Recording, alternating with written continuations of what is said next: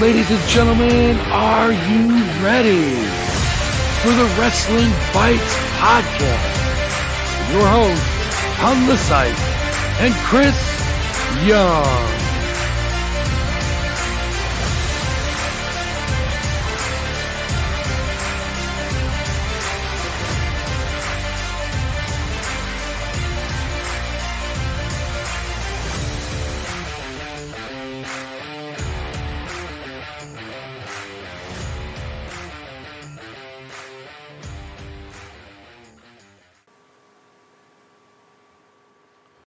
Ladies and gentlemen, welcome to the Wrestling Bytes podcast. I am your host, Pun the Psych, and with me, my co-host, partner in crime, former tag team partner, ladies and gentlemen, none other than Chris Young. Chris, welcome to the podcast. Oh, I'm so happy to be here. Thank you, Pun.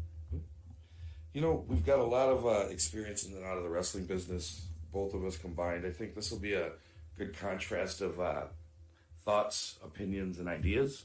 And hopefully this is one of many podcasts to come. We, on this podcast, will be reviewing the bigger shows like Raw, SmackDown, TNA, Impact, NWA Power, and I'm probably missing AEW. Oh, yeah, I forgot. Sorry, Tony. I did not mean to dish you, dog, but AEW as well. And we'll also be trying to give some exposure to local indie promotions. I don't know if I've decided we'll take that to a national level at some point. If we get other indie promotions that want exposure, I guess I'd say come on in. Yeah, I've seen a lot of stuff on TikTok from Georgia, which is fantastic. Yeah. I've also seen the rearrival of OVW. I don't know if you noticed that, but OVW has returned. I don't know if that's a Danny Davis promotion or if somebody got the licensing rights. Something I'll look into and bring up on the next podcast for sure. Absolutely. It'd be interesting to find out.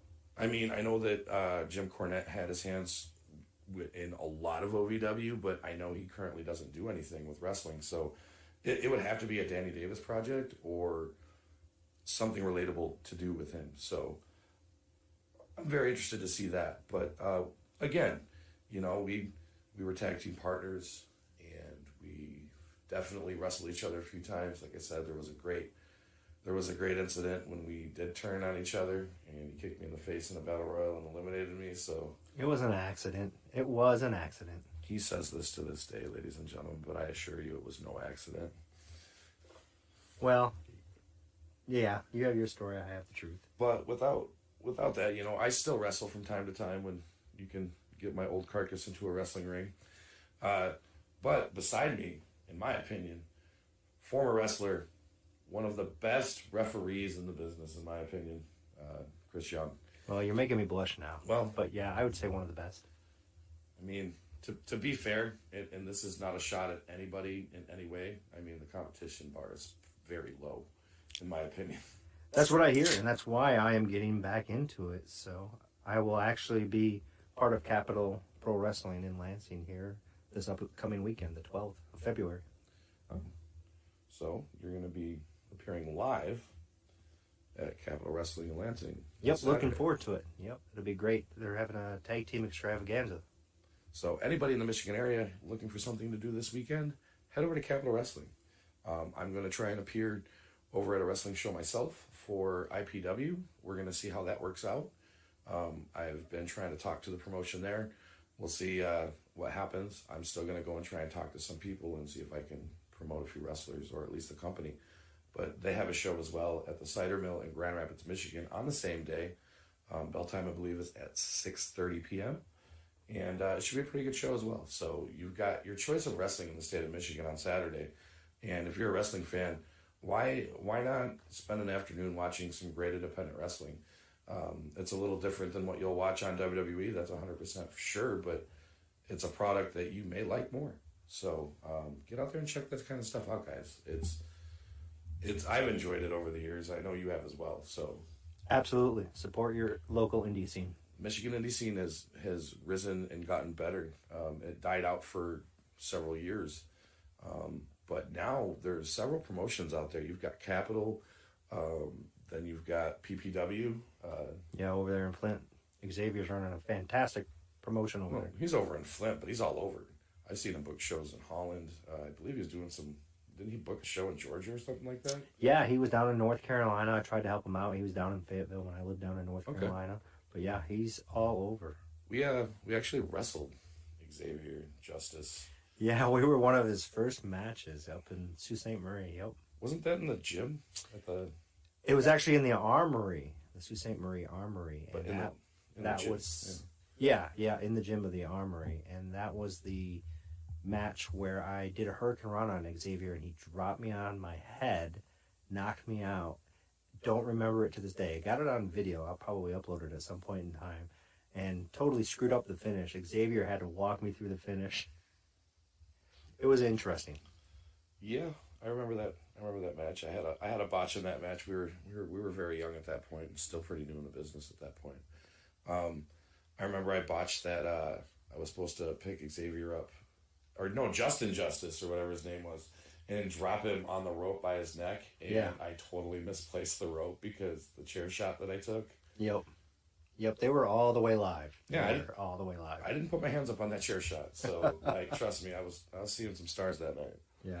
Yeah, but it was good times. Yep, Xavier's got something good going over there, and I know Metro Pro's still running in Detroit area. Yeah, and then we've also got that Warrior Wrestling Alliance that kind of bounces in and out of Michigan, Indiana, Chicago, and they're bringing some big names into wrestling as well. And to be honest with you, I've not had the privilege to go to a Warrior Wrestling show, but I want to check one out. I'm definitely going to try and make some plans to do that sometime in the near future as well.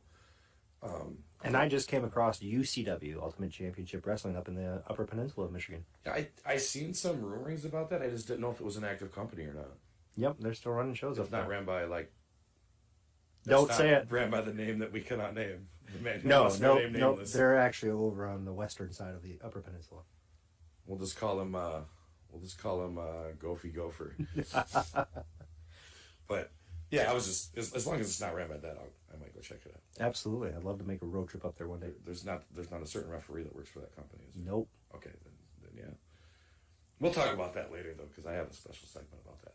Anyways, I digress, guys. Ladies and gentlemen, we will be stopping at this point to take a break for station identification, which is just me promoting Anchor. So you'll have a break for that, and we will be right back on that.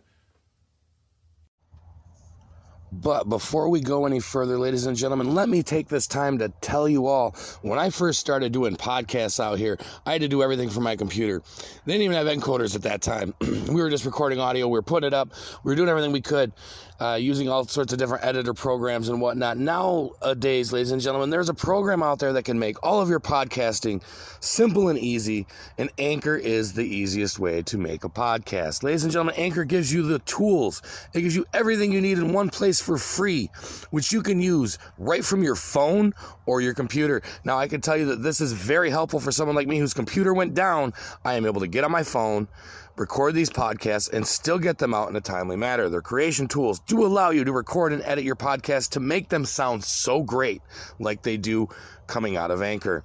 They'll also distribute your podcast for you so it can easily be heard everywhere: Spotify, Apple Podcasts, Google Podcasts, and many more. You can easily make money as well from your podcast with no minimum listenership. Again, no minimum listenership.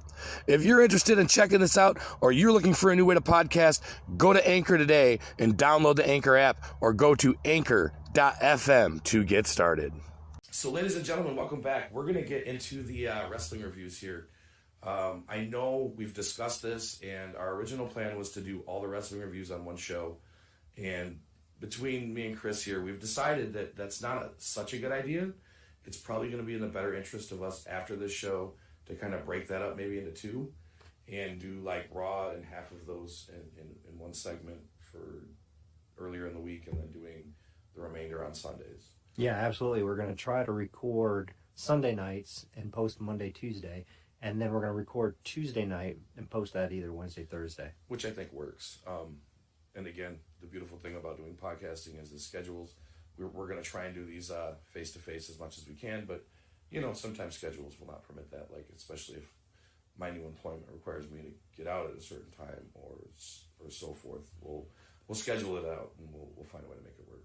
Yep, or family time. Yeah, exactly.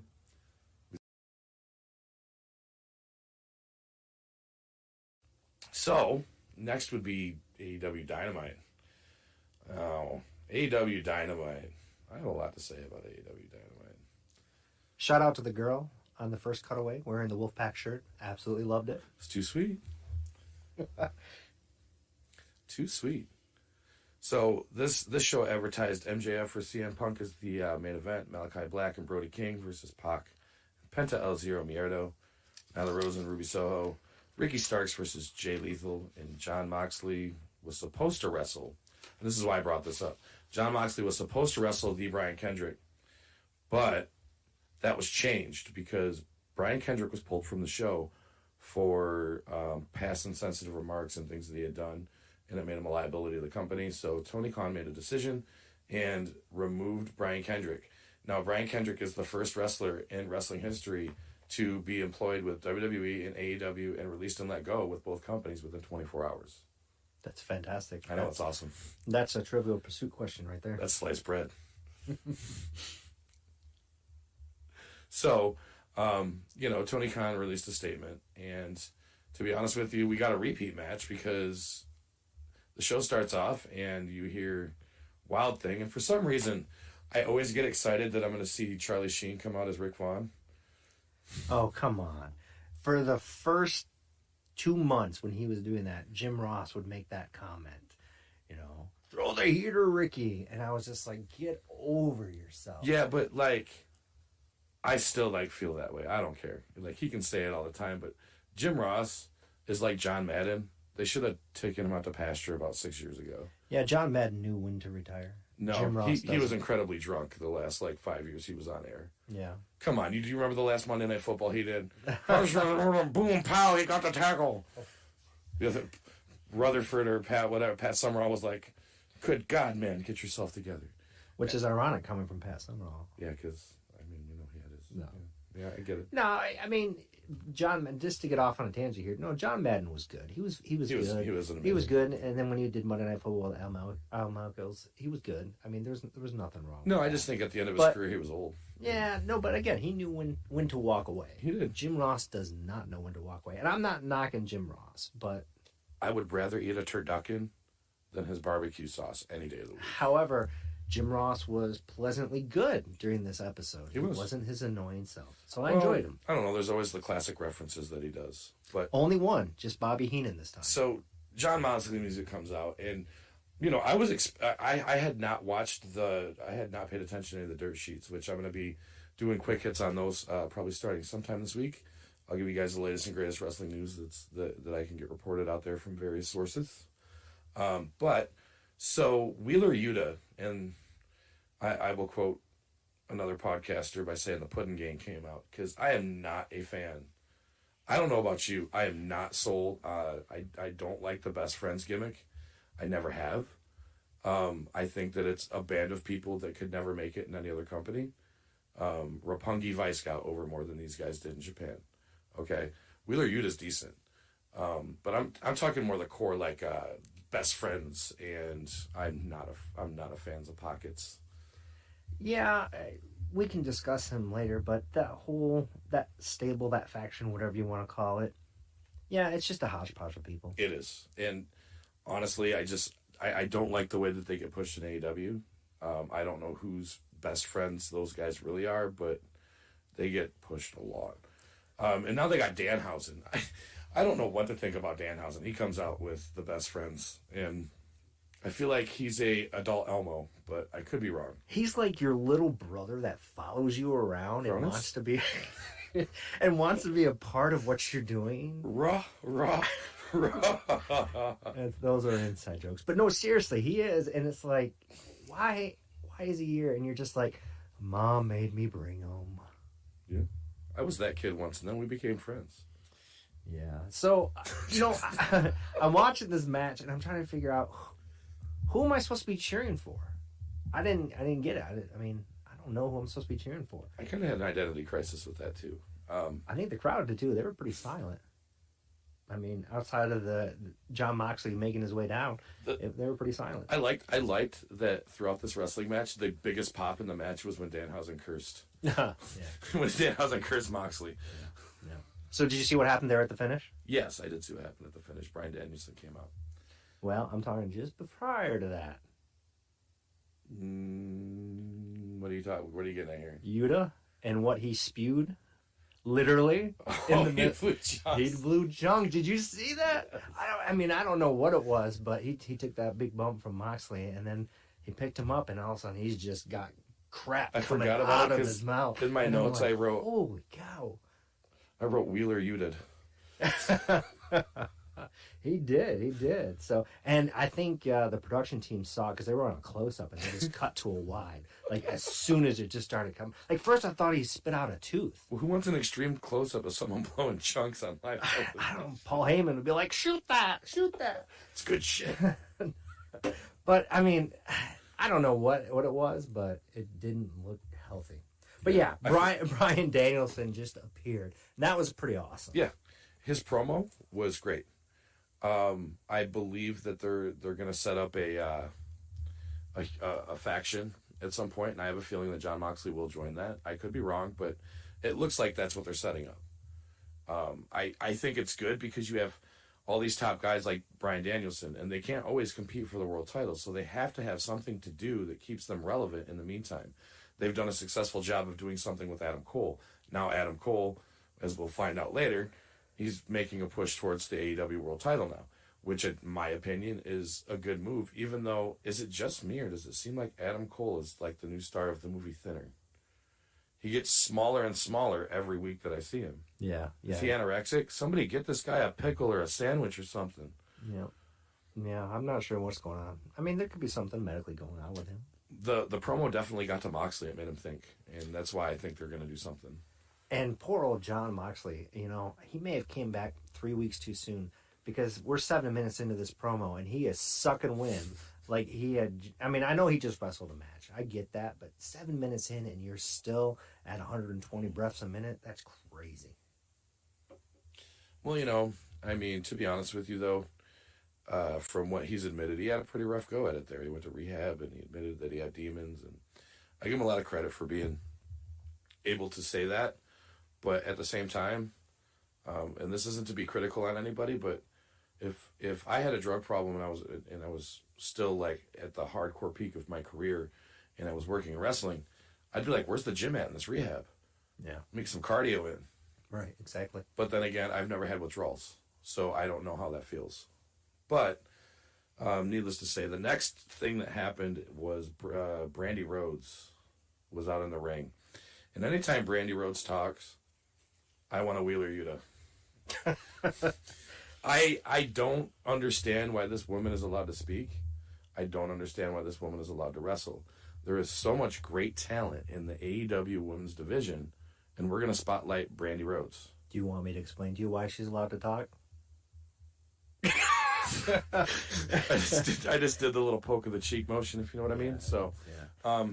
So this segment epitomizes why I don't care as much about AEW as I should. This segment was saved by Dan Lambert. I will tell you right now, this guy's mic abilities when he came into AEW were so piss poor that I did not ever want to listen to him speak. He spit straight fire at Brandy Rhodes. Yeah, he has gone from memorizing scripts to now he just gets bullet points. And he's winging it, and he's doing great. Yeah. I was not big on this America Top Team thing when it started. I thought it was cheesy. TNA tried this, 10 years ago, and it didn't work? Yeah. If done right, though, and I said this, I believe I was doing a wrestling podcast at this time 10 years ago, and I said, if done right, that gimmick would be amazing. Yeah. Now, to elaborate, when I go to a show, I don't want the fans to be chanting, shut the F up. No. I mean, that just... I know it garners heat, and I know the idea, but when I have to look over and my 5-year-old son's with me, and I have to explain to them what they're chanting... Yeah, people need to realize that not every arena is the ECW arena. I mean... But, I think that's kind of the culture that we're in now when it garners it. I mean, when Dan Lambert comes out, he's spewing obscenities left and right, and that's kind of... That's his stick. I get it. But, I just don't... I don't appreciate that as a fan. I get that. Well, my biggest problem is AEW needs to establish one thing that WWE has always been very clear about. Whether you're PG or not. That's the big determination. And wrestling has got such a gray area right now that, unfortunately, you almost have to pre-screen wrestling before you can let little kids watch it anymore. Yeah, and Dan Lambert was even playing into it and chatting it back at her. Oh, and it was like, okay. So this segment would have been great if they wouldn't have engaged the fans like that. The best line that he said in this entire promo, it wasn't all the vulgar stuff. He told everybody to shut up, but then he said, between Brandy and Cody, it's hard to decipher who gets booed more. Dude, that was a great line. Oh, yeah. And she did not know how to react. They were obviously winging that segment. Yeah. And what he said was so good that it shut Brandy up. And honestly, if that's all it takes, Dan Lambert needs to be in the arena with a mic in his hand every time Brandy Rhodes has one. Because, very much. My goodness. Yeah. It ended with a brawl between Brandy Rhodes and my future ex-wife, Paige Van Zandt. I don't get the Paige Van Zandt stuff. I'm not a person who follows that. So to me, this is just somebody that I've never seen before. Paige Van Zandt, in my opinion, in the startup of the women's division in UFC, was probably one of the most vicious kickboxers in the division. She is a very tough chick that can throw a right hook from HE double hockey sticks, my friend. Yeah. She's a very tough woman. America Top Team has the most elite fighters. They have Jorge Masvidal. Jorge Masvidal just fought in a pay-per-view, I believe, last night, and was victorious. Most of these guys are multiple-time champions in different weight divisions in UFC.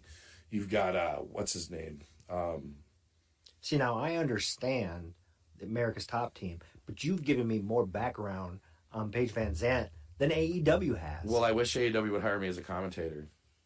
I've been barking up that tree for a year. I mean, another thing, wrestling promoters, you want a good commentary guy, get a hold upon the site, man. I'm trying to get into doing some play-by-play commentary because I think I do a great job at that. Yeah, you can pull it off. Oh, I think I could. So the next segment was probably one of my favorite matches of the night. I mean, there was some okay matches here, but you wanna come out with a great match and you wanna start the show off on a better foot. Well, this is the difference between Raw and AEW, in my opinion. You might disagree with me on this. The first match of the night was pretty much comparable to Raw's. It didn't do much for the crowd, I don't believe, except that Bryan Danielson segment. And then this came out.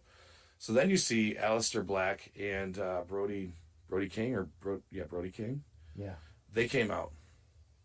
Now, I am a fan of this gimmick. I don't know if you are. I don't know if you can get behind this. Yeah, no, it's good. It's good. I had a problem with this match, though, and it's that they've booked Pac in all these vignettes with this blindfold on, and you think that they would wait till their pay-per-view that's coming up to actually tell this story in a ring, and here we see it on Dynamite. Yeah. It was a great match. Pac was selling the whole eyesight thing. Obviously, it was really obvious. He could see through that piece of fish netting. But he sold it very well, and he told his story very well. I still don't know what to think about that Alex Abrahantes guy that does the Death Triangle management. Yeah. It's interesting. I don't know. They don't need him. They don't. What a lot of people don't realize is Pentagon has been headlining companies for the last 10 years, winning world titles and Impact and everywhere else. Yeah. The match was good. I'll give you that. It was good. It was entertaining. It was an AEW style match. Couple of things to note. If you're going to jump off the top rope and land on somebody's private areas blatantly, cheat like that, right in front of the ref, and the ref's not going to do anything about it. I mean, he's not even at body size against anybody else. So I was looking forward to this match when it started, but I mean, you also have to and I'm going to catch some heat for this, but I really don't care. When you're wrestling a guy who now identifies as a female, you're basically still wrestling a male's body frame. And I'm sorry, but it's hard to put over somebody like Nyla Rose. It has to be hard to put her over because everything she does to you has to be brutal. Yeah, I mean, I can see that, but you know, And Vicky Guerrero, you can work that, you know, to your advantage and make sure that everybody stays safe. But you know, I just want to clarify, I'm not knocking Ruby Soho. I find her entertaining. You know, when she debuted, I knew nothing about her. Oh, okay. So you had no idea. The first time I saw her is when she came out on AEW, and everybody was excited, and I'm not seeing it. I'm missing something. Well, to be fair with you, I've noticed some offness with her, but I think what it is she's trying to find her place in AEW. She doesn't really know where she fits right now. Probably. Is this the biggest she's been No, so far? she wrestled. She was on contract with WWE for 5 years. Oh, was she? Yes. And she had a run with the Riot Squad and Liv Morgan over there. Okay. Liv Morgan was a part of her stable. Okay. And they turned on her. And she was probably above a mid-carder. Like, I think they probably could have gave her a title push at one point in time when they're like Sasha Banks and Bayley and a few other girls were injured. But she's been on the top. But AEW is a different crowd than WWE. Yeah. Yeah. I've heard a lot of wrestlers in interviews speak of this and such. Like, it's a different place. But I did notice that Ruby can take a turnbuckle. Holy mackerel, that is amazing. She had an off night, though. And, you know who else had an off night? Let's say Aubrey Edwards. You're standing on the apron. Like, the two wrestlers are standing on the apron. And last time I checked, the apron was on the outside of the ring. They were out there. I put my watch on it. They were out there for 2 minutes. Right? It was 122 seconds. 2 minutes. And you know what number Aubrey got to when she counted? It's a trick question. She didn't count. I knew you 2 minutes. I mean, come on. Give me a break here. That was ridiculous. But, you know, Ruby got the win. And, you know, it was entertaining. Yeah, except Vicky Guerrero. I didn't bring her name up. You have twice. There's a reason I didn't bring her name up. Every time she speaks, I feel like a part of me as a man dies inside every time. But that just proves how good of a character she is. So then we had a segment, which was more promo time for Adam Lambert, who actually got booed. Like, the funny thing that I think is funny, and I've noticed this for the last few weeks. So when Adam Lambert comes out and talks smack to Cody Rhodes, like, they cheer him. He's a face. When he comes out with the Murder Hawk, Lance Archer, who I called this years ago that he was going to be something special, and I'm glad that he finally is, because Lance Archer is a very good wrestler. For his size, the way that the ability for him to sell, he's a great wrestler. And I think that, like you said, the biggest thing he needs to do is not talk anymore. Yeah. Yep, very much so. Lance is not good on the mic, and he's got a weird voice. He's a lot like Brock Lesnar. He needs a mouthpiece, and unfortunately, they've kind of separated him from Jake the Snake Roberts so much, and I don't get that, because Jake was cutting amazing promos for him. Yeah. But he destroyed Adam Page. Yeah. It was just pretty much a beatdown. I think it's just to assert dominance before the title match next week. And it wouldn't be AEW without a table spot. Yeah. And now we're going to get to, as what Mark Henry says on Rampage, is our main event. Usually the match has already started when he's like, it's the main event. These guys are already beating the shit out. Okay, so CM Punk versus MJF. My note at the beginning of this match was, if CM Punk or MJF wins this match cleanly, I want to riot. Yeah. There's no way I want to see what happened to Pac and pretty much finish up their storyline on Rampage. You've built this up to be a major draw pay-per-view main event. Yeah. If you do not book it as such, AEW is stupid. No offense to the bookers or anybody at AEW, but if you do not book this match, CM Punk versus MJF, as the main event of Revolution, you're crazy. Mm-hmm. Yeah. Does it have to be for a title? No, it does not. No. But if you put Adam Page and whoever he's going to wrestle at the pay-per-view, it's not Lance Archer because he's having a death match next week, but whoever Adam Page or Lance Archer fights, it needs to be underneath that main event because the draw for that pay-per-view will be CM Punk versus MJF. They've booked this so well that I was very scared when they put this match on that they were going to ruin it all. Yeah, and, you know, it's 9:15. There's 45 minutes left to go in the show. they're doing the introductions, and you hear Justin Roberts say that the match is scheduled for 1 hour or TV time remaining. Yep. And right there, that's a clue that something's going to happen. Yep. And you're like, okay, all right. And sure enough, something did happen. Well, do you remember the last time they actually announced the match limit? Mm-mm. It was when they went to a full hour with Adam Page and Danielson. Oh, yeah, that's right. It was the last time I heard him announce a match time. Yeah. I'm sure it happens, but it doesn't always catch air. So this match started out really good. I think that these guys were telling a story. Great sell jobs, great working certain body parts. Now, there was a spot in this match where, I don't know if you've seen this, where the fan was taking the selfie video of MJF and CM Punk brawling. No. And Jim Ross referred to the guy as the fan as the goofy guy. No. Oh, it was great. I didn't. I was dying laughing. It was a pretty good match. These guys went back and forth quite a bit. MJF worked him over for a while. CM Punk would get built back up just for MJF to sweep the rug underneath his feet and cripple him back down again. It made sense. It looked like they were building up for CM Punk to take over, do the false comeback, and finish this match. But you and I both know, wrestling-wise, they're not going to finish the match this way. And if they do, I already got broomsticks and flamethrowers and Molotov cocktails set up because I'm ready for this riot, because it's looking that it's going to happen this way. Yeah. Yeah, it started off hot. It started off, they're battling into the crowd, and JR even makes the comment, I guess we're not doing countouts. Yeah. And it's like, yeah. Disregard for the rules. Yep, it's main event it always. It didn't make sense, but, Well, Tony Khan follows the ECW format for that.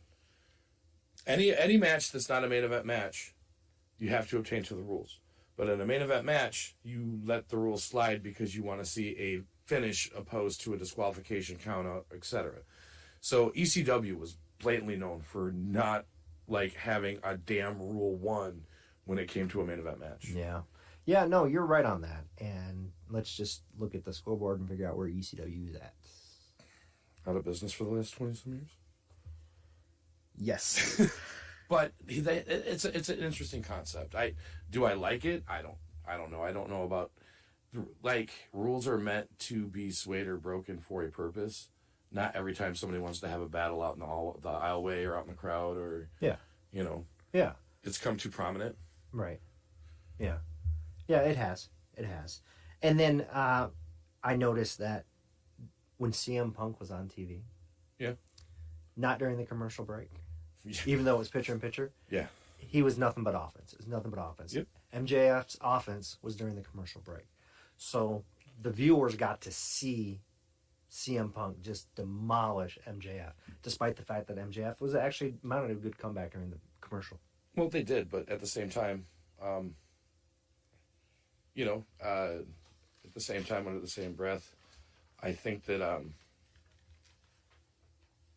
most of the match was on commercial break. I don't know. Well, when you're going 45 minutes, and let's talk about that, because we had our first finish, right? We had MJF pull off to perfection the tape choke and getting CM Punk out and the referee calling it. It was fantastic. Everything worked out perfect.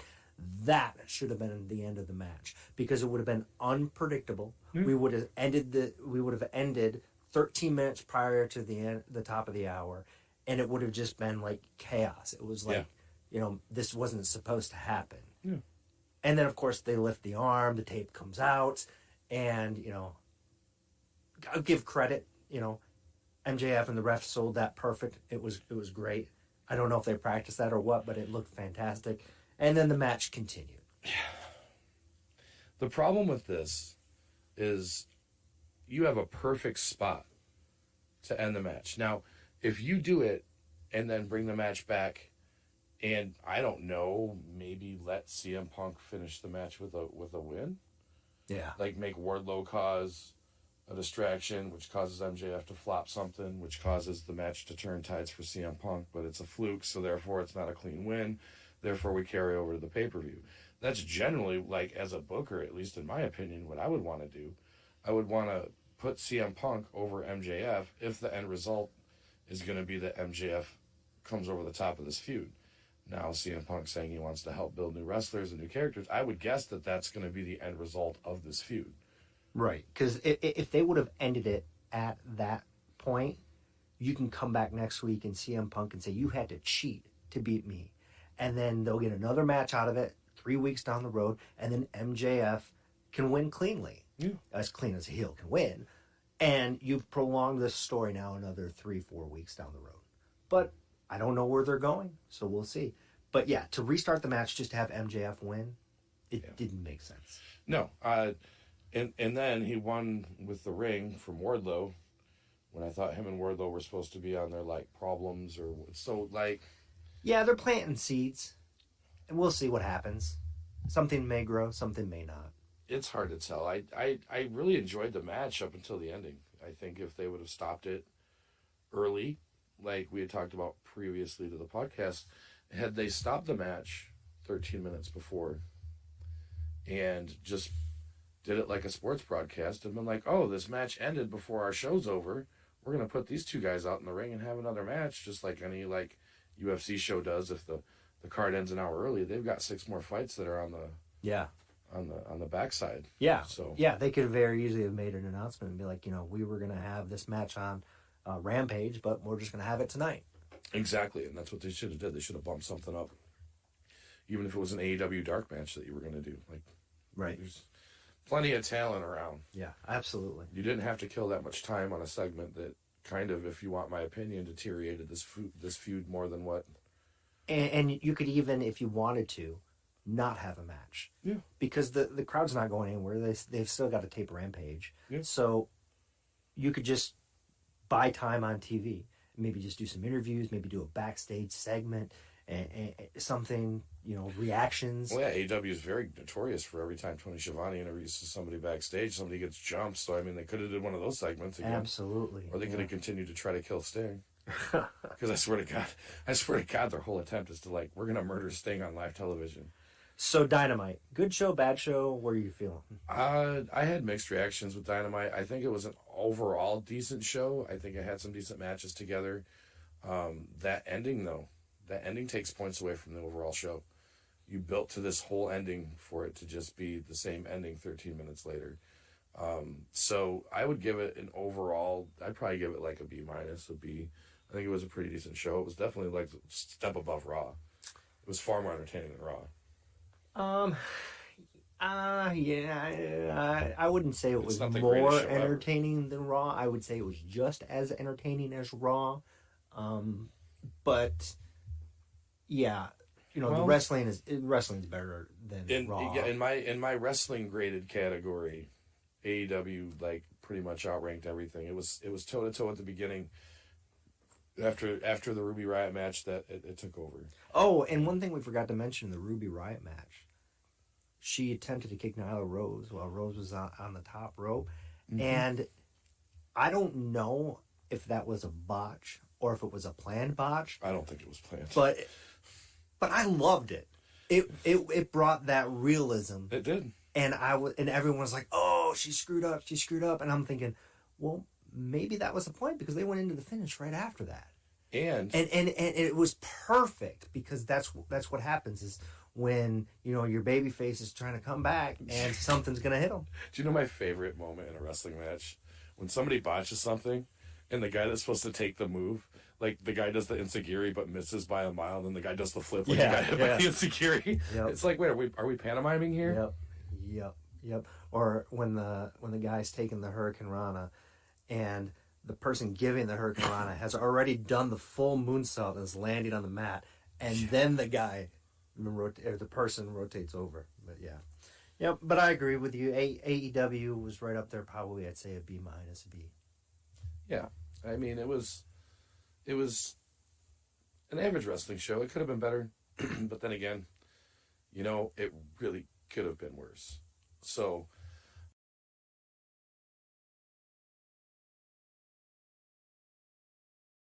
Impact? Are we going to Impact now? Yeah, Impact. Impact. And I know we've been long-winded, but we just covered 5 hours worth of wrestling, and now we've got 3 shows that are an hour each. Oh, SmackDown. Yeah, but these are easier to go through because, I mean, I really don't have a lot.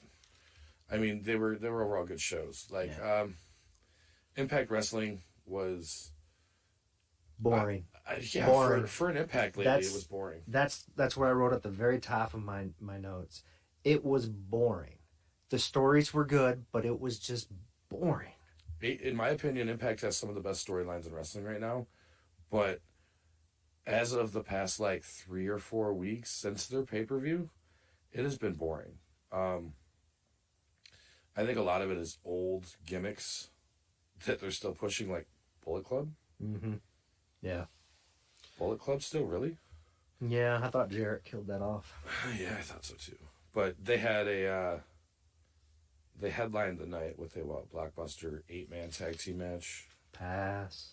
Yeah. Honestly, this was just not it did feature the Digital Media Championship with my favorite female wrestler in the business right now. In my opinion, the best female wrestler in the business right now, Jordynne Grace. Well, she was billed as the strongest wrestler in Impact. That's what I see.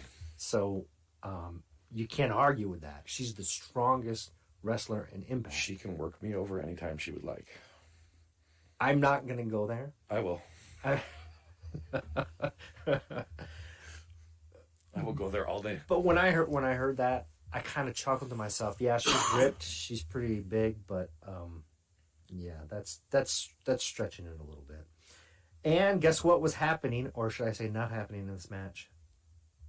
What would that be? The ref was not counting. Yeah, no. Are we shocked this happens on a daily basis at this point? And I was a little disappointed with the finish of this match. I feel like we're seeing it a lot where, the referee gets distracted because they're putting something away. And then, the person uses another weapon. I'm going to give kudos to Jordynne Grace for taking a hell of a chair shot. Yeah, I'll give it to her. It was pretty tough. I'll give it to her. Yeah. In my opinion, this match, as far as the matches of the night, this was the match of the night. The first match was probably, in my opinion, the best match that they had. I gave this match actually an A-. Yeah, it was a good match. It definitely was. I would say for an intergender match, it was very well done. Yeah, I'd say it was the best one of the night. And then we get to something that I laughed hysterical. We're told something's happening in the back. Let's go back there. And then now we're going to play a pre-edited package of something that happened obviously earlier in the day. I get it. I don't agree with it.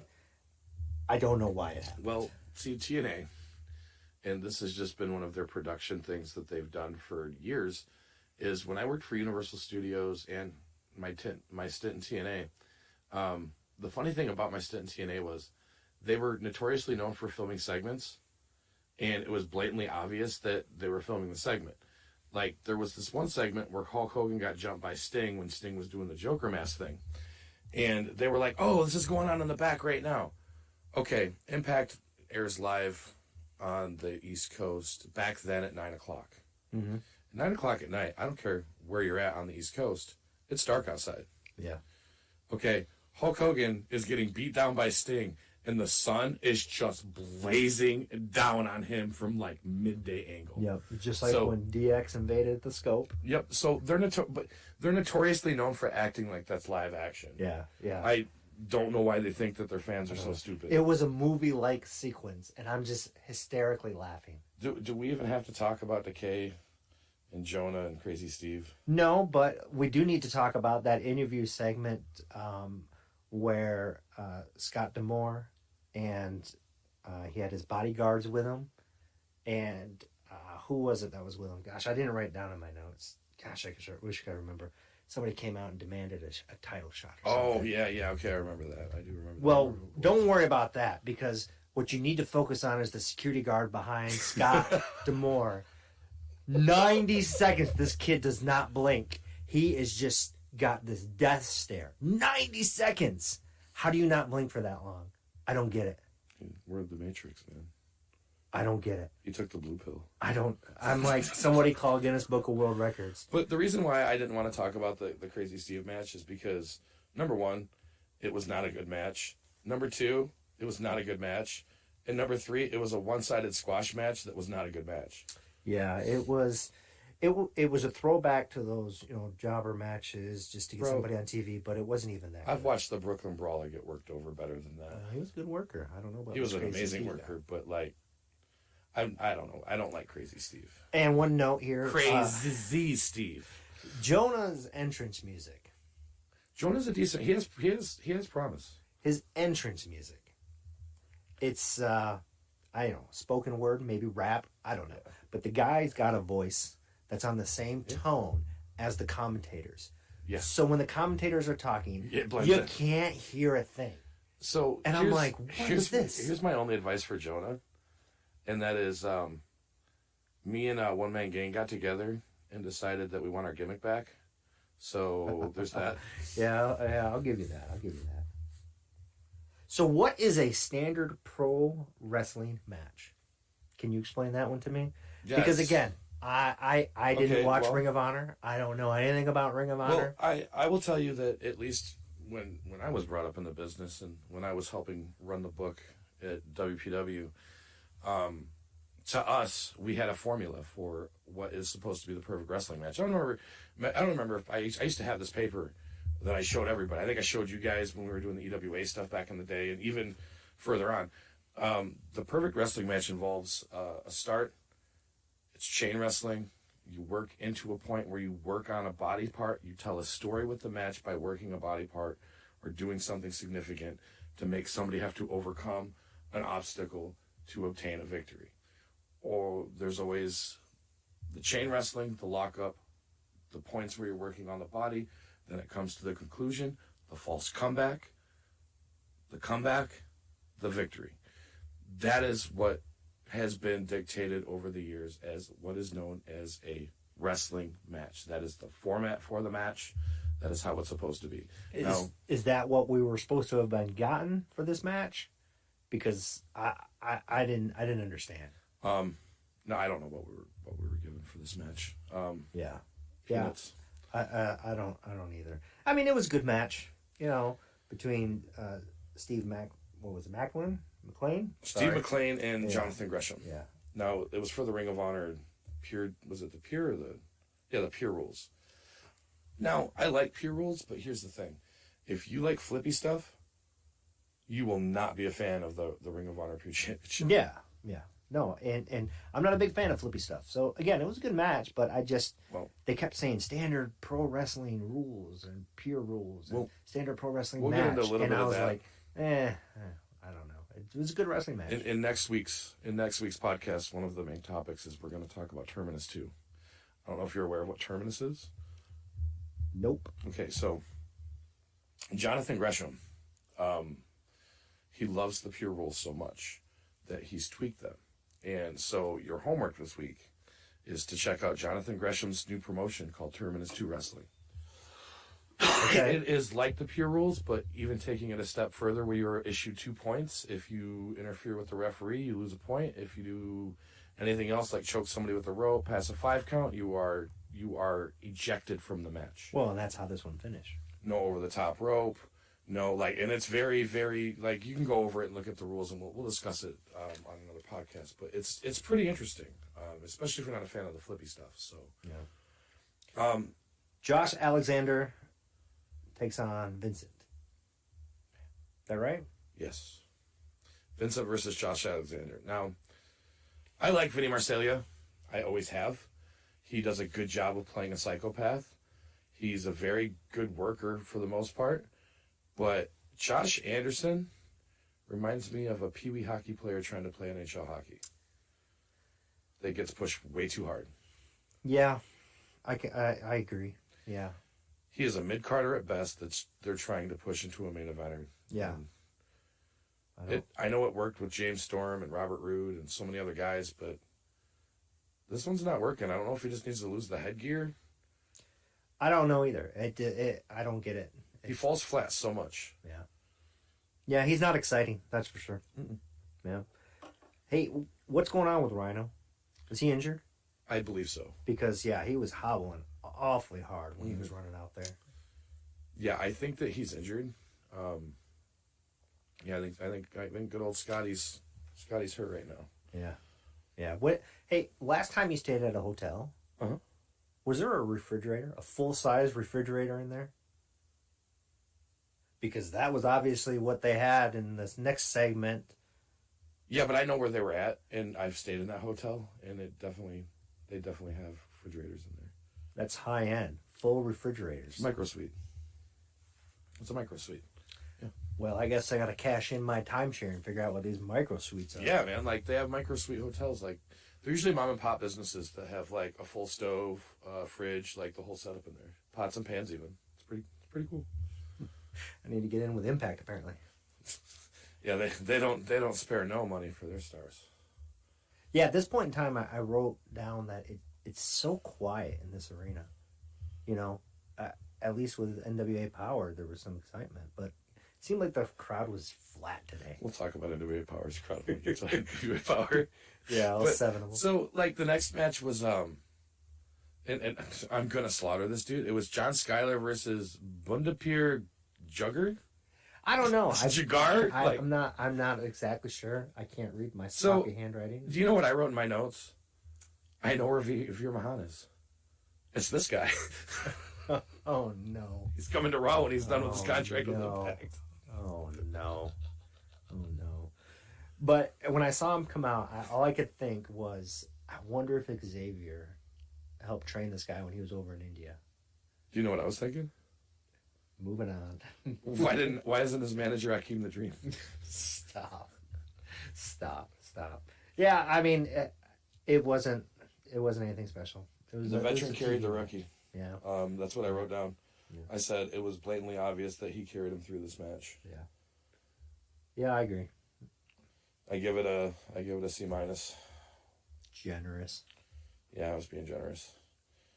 Well, you know, I was Rob Van Damming it up at this point because this show was so boring. I needed something to stay awake. So, I will give it to them. They were definitely loaded with wrestling matches. See, now I'm not one to criticize the looks of females very often, but this next match had me wondering if I should start wearing belly shirts and trying out for female wrestling at Impact because Masha Slamovich, what kind of name is Masha Slamovich? It's straight out of Austin Powers. It's straight out of, yeah. It's, you know. Against Cac Lennox? KAC Lennox? Like, again, just like the last match, it was there. It was there. It was just to get some names. I don't know if you have seen any of Slamovich's matches, but nope, that was the first one. Well, you haven't missed anything because this match was just like all of her other matches. If that helps. Yeah, and then we went into something the 8-man tag at the end. The looking like the Queen of Hearts from Alice in Wonderland with the love handles hanging out the side of the like. I make it a point not to knock people what they look like. But holy bipolar Batman. But I do agree with you that there was some noticeable issues going on. Hey, I don't have the body to pull off a thong, so therefore I don't wear thongs. We're not talking about Lita. Why are we bringing thongs up again? Especially when it's... Never mind. Thong. Okay, Cisco. Oh, so the next match was this 8-man tag team main event debacle with the Bullet Club against Ace Austin, who definitely has some promise. Madman Fulton, wasn't he like in some country band or something? And then Mike Bailey and this is the best one, Jake something. Oh, what's his last name? Something. No, you can go ahead and tell me. Who's on first? Yeah, exactly.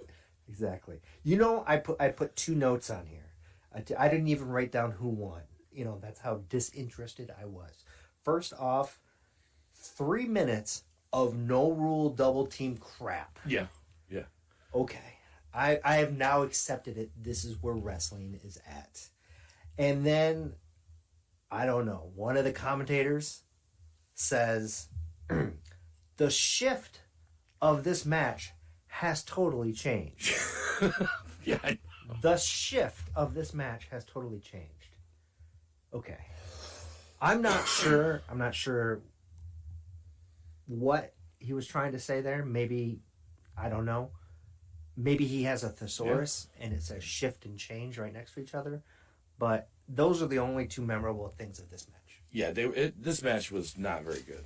I mean, if you're a fan of Bullet Club or you like one of these guys, it might have been good. But, like, my favorite part was when, because you should never have the last name of something. Because the commentator, I don't remember which one it was, but he straight up said, something exploded out of nowhere. And I'm like, where? Oh, you're talking about... Yeah, his mom when he was born. So, that was Impact. It was slightly boring for what it should be. It was probably a gracious C- of the show. Yeah, I'd really say was. probably a D plus. For sure. Okay, so that takes us to, and I know we're running a little long on this, but that's okay. It's the first podcast. We'll get in a system. It was NWA Power, I believe. We can do Power. I had SmackDown, but we can do Power. SmackDown. That's fine. Let's do SmackDown first. SmackDown's probably the longer show, and it'll be easier to get through. So it will be easy. Once we get past that first segment, we're just flying. So again, there was vignettes. They always do this to push Road to WrestleMania. And this show starts out with the tribal leader, who is the only storyline on SmackDown that is actually worth watching. Mm-hmm. Once that's over, you might as well just go home. Yep.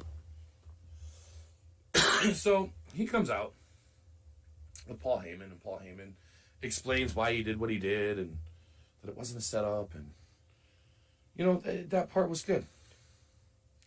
And then Oldberg, the guy that smashes his head on lockers and is already concussed before he even has a wrestling match. I popped. I love this. I knew you would. I shouldn't have said that. That did not come out right. You popped. It's fine. No, I loved this. I love this just because I wasn't expecting it. I make it a point not to read any news or anything, so I loved it. And, but there is one problem. Goldberg should not be talking. No. He should not be talking. I mean, all he had to do was come out and say, "You're next," and then move on. That's all he needed to say, and it would have been fantastic. But Paul Heyman's good. He just went too long. Yeah. He went too long, about 5 minutes too long. I mean, we're 15 minutes into the show and nothing has happened. We had recap after recap after recap, and then boom, Goldberg comes out, which is fantastic. And, for you. Yeah, a lot of people enjoy it. I mean, here's a guy that's still making millions of dollars off of, a 15-minute thing. So that's, that's the way it was. I enjoyed it. I feel like I understand how every female feels. They wait their whole life for a 15-minute thing. Honestly, like this, I'm not behind Goldberg. His last few matches in the company have been horrible. And I don't think that the company should rely so much on a nostalgia pop as much as you have homegrown wrestlers that are in your company that you could be pushing in a far better way. I don't think that Bill Goldberg enters any relevancy right now. You have the whole thing with Roman Reigns and Brock Lesnar obviously going to headline WrestleMania, and now you got Bill Goldberg coming back, and obviously he wants to recapitalize on that feud with Roman Reigns and try and get that WrestleMania match. So he's going to go try and have a great match. Like, I feel like it'll be a better match for Goldberg because he wants to have a main event WrestleMania match. So in order to do that, he's got to go out and actually produce a good match. Yeah. Now, I just don't really honestly know, and I may catch heat from this, and that's fine. I don't think that he's got it in him anymore. I don't think Goldberg can produce a match of any length, of any ability that's actually worth watching. It'll be difficult for him to go more than 3 minutes, that's for sure. 3-minute man. But I think he could. I think Roman could probably carry him. But yeah, it's the normal Goldberg promo. He gets a D. My next victim instead of your next. Okay, well, it's always next. Who's next? Yeah. I acknowledge that. Okay. Moving on. Then Ricochet, Rich Holland had a match. that was about it. It was cradle pin debacle. Finish came after a distraction from an outside, so a tag match began immediately, which was then Rich Holland and Sheamus defeat Cesaro and Ricochet via a pinfall. And really the biggest thing with this was Cesaro hit the Northern Grit. That was like the best part of the match, the ending. I'm not sure who this Rich Holland is, but he was off. He reminds me of that Madcap. I think him and Madcap Moss are the same person. Ooh, maybe. I'm kind of wondering. But, I mean, I thought Sheamus, Ricochet, and Cesaro had to carry that match because Ridge was off on a lot of stuff. It was sloppy. The whole tag match felt rushed. It did. And, Ridge was actually early on the finish. He's standing there waiting for the finish to happen. So what was the next match? Another tag match, right? No, it wasn't another tag match. We had Jimmy Uso beat the Viking Eric. Oh, that's right. It was Uso versus Eric. Yeah, and it lasted, 90 seconds? It did nothing for Eric. Yeah, he's supposed to be this big dude, and he got worked over by Jimmy Uso. Yeah, it gives no credibility to the idea that he can beat Uso in a tag team match in 2 weeks in Saudi Arabia. I don't understand this next match, which was Aliyah versus Natalya. And Aliyah won by countout, and now Natalya is pushing for a match next week for a pinfall or submission only rule. Yeah, I guess it's supposed to be a throwback to the dungeon rules in Calgary. But see, here's the thing. How do you win a wrestling match? Pinfall or submission. Countout or disqualification. So you're eliminating two of the rules and acting like it's so special. I'm not behind it. I'm not behind it. Then speaking of Madcap Moss. Wait, hold on. Okay. Hold on. I spotted this finish from a mile away. You know how I spotted it? How? The referee had a microphone. Yeah. You could actually hear him. And he was actually counting when they were outside. Yeah. And counting fast. Yeah. Ridiculous. Absolutely ridiculous. But Aliyah, my new favorite wrestler. Yeah. You know why? Why? She throws punches, not elbows. She does. Love it. She does. I love it. And I love her persona. So then we had guess what? We had some horrible wrestling matches followed up by Drew McIntyre came out with a promo, and Madcaps Moss and Happy Corbin interrupted the promo. I don't understand what they were trying to accomplish with this, besides Drew McIntyre is still feuding with Happy Corbin. I don't think Drew's 100%. I don't think so either. I think they are trying to get him on television so people don't forget him.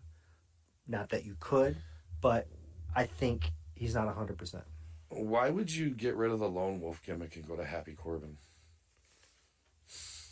I don't know. The Lone Wolf gimmick was good. Happy Corbin is sad. I don't know. No idea. Sami Zayn then complained about not having received a shot at the Intercontinental title, and he was told that he'll get his match on February 18th, with suggestion that Johnny Knoxville will be in attendance.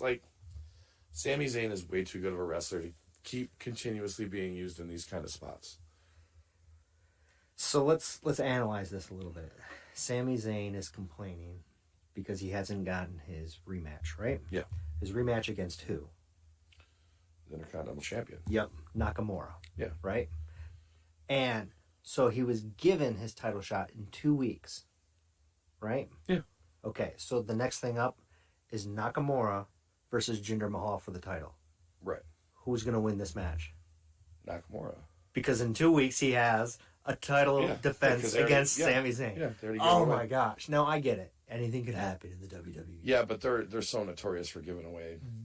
They should have had the match with Nakamura. Sami Zayn could come out and do his thing on the commentator's booth. Then when Nakamura wins, they could then cut to the promo of Sami Zayn trying to get into the Jackass premiere. Yeah. And then go back to the backstage where Sami Zayn's like, I want my title shot. Okay, you get it next week. Oh, 2 weeks, But that's, Yeah, I mean... I don't know how stuff like that gets missed. So then we hit the Kinshasa, and Sami Zayn was on commentary for the match, which he pretty much drowned out everybody else and kept pushing the same point over and over and over and over and over and over and over again until you were just tired of hearing him talk. Which is sad because he's got great mic ability, so it kind of upset me. Well, that's his character. He's supposed to be annoying like that. I think Jinder's a great wrestler. He is. He's at that mid card at best. You know what the best part of this whole situation was? What's that? The guitar not working. I agree. And I'm not trying to be cute, not trying to be funny, but that is we're on live TV. Anything could happen. So whether it was planned or not planned, I loved it. So what would happen if you tried to dance on a dance floor like Shinsuke does? People would think you'd have a seizure, right? That was my 21st birthday at the back door in Sault Ste. Marie on a Wednesday night. It's ladies' night. All three of them were there, and they played "Let the Bodies Hit the Floor." He's not joking. There's probably only about 3 of them. Nobody goes out on a Wednesday night. That's why they call it ladies' night. The ladies get in free, and I had to pay. That was a reenactment. So how much do we make off the door tonight? What did we charge? $5? We made $5. Well, no, I was pretty much gone that night, so they made a lot more than that off of me. So then we had, there was a pre-tape package promoting how awesome Goldberg is. Yeah, that's right. And that killed any excitement I had for Goldberg because it felt like it was spontaneous. It felt like nobody was expecting him to be there. Yeah. And then an hour later, we're getting this pre-package. Now, okay, yes, you can put together a pre-package in an hour. You could do it. Yeah, you can. But at the level of that pre-package was... that was studio quality. That was in the can a week ago. And it's like, why? Like, why can't you just save that for next week? Yeah. Then we had my favorite female heel wrestler, or my favorite female heel persona in wrestling right now, Cruella DeVille. Sonya Deville. She gave Naomi a shot at the SmackDown Women's Championship instead of accepting her one-on-one challenge for Naomi.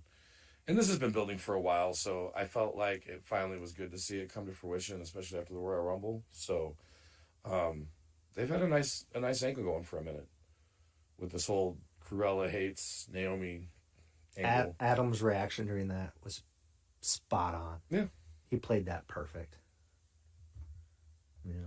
Which is better than I can say about anything that Pat McAfee does. But, that's just... Oh, don't be hating against Pat. He gets way too excited sometimes, though. Like, there was Jerry Lawler excited that got obnoxious sometimes, and then there's, standing on the table, He's a character. I'll give you that. He's a character, but I don't think he takes away from the brand. So, did you have any opinions on the next match that came up? The New Day and Los Lotharios? Yeah. There were a lot of miscues. There was. And there was a really bad tag where Big E is literally in the middle between the two turnbuckles, not even holding the rope, and his back is to the ring, and Kofi tags him. It's a blind tag, and the ref calls it. I get it. They were doing quick tags, and Big E wasn't ready to get it, but it's again, stuff like that just drives me insane. So, Ronda Rousey. Oh, wait. I'm not ready to go down that road. Yeah, I know. No, but there was a big spot where I cringed, and you could hear the crowd cringe. Kofi got dropped on his head when they were trying to do the roll up, and I don't know if he actually got injured, but it looked like he spiked his head and maybe had a little bit of a nerve pinch. But yeah, no, that was it. To be honest with you, the Ronda Rousey segment,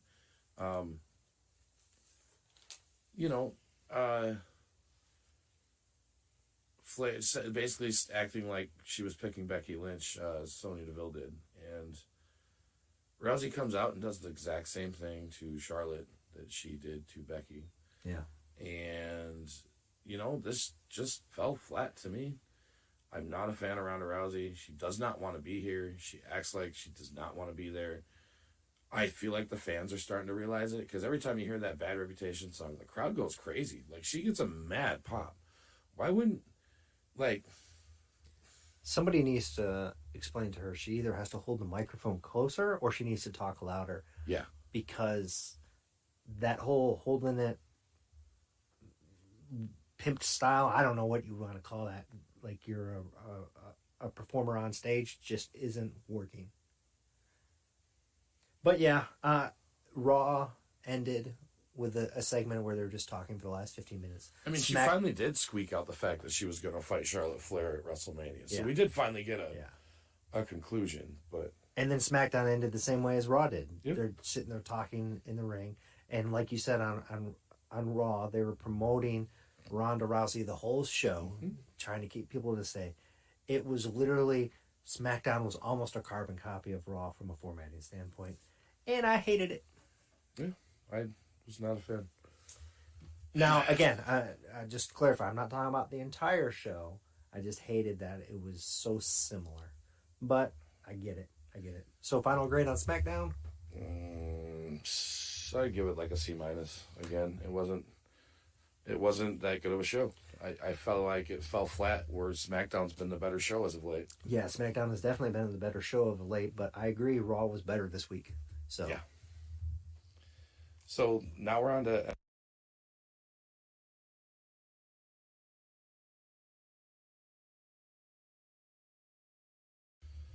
That brings us to what, Dynamite now? AEW Dynamite, and then our reviews will be done for the week. Yeah, and this one's not going to be huge because, to be honest with you, the main event of the night was Ricky Starks defending the FTW Championship, which we've seen defended before, against Jay Lethal, the challenger.